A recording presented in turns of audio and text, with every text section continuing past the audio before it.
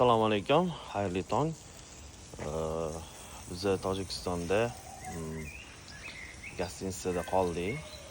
Yaxshi gostinitsa ekan. Juda chiroyli, juda ichlari ham yaxshi ekan. Sharq degan gostinitsada qoldik. Mana birinchi kirib kelayotganda uchastkamida o'ylanma. Qaranglar. Uchastkaga dedim. Kirib borib keyin qarasam, bu gostinitsa ekan. Bizdan turgan xonamizni bitta ko'rsatib ketaman. Juda chiroyli ekan. Kelsanglar, ana shu Sharq degan gostinitsaga kelinglar.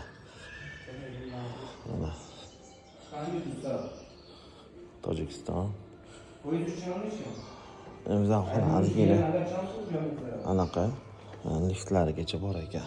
Liftlarigacha qo'yilgan. Yo'qda endi bo'lsa zinalari. Biz ana shu xonada turdik.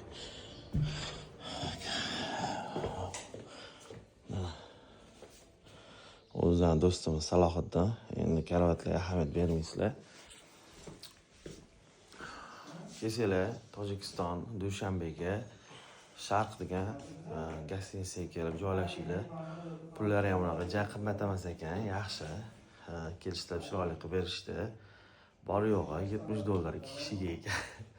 Sog' bo'linglar, yaxshilikni ko'rishinglar.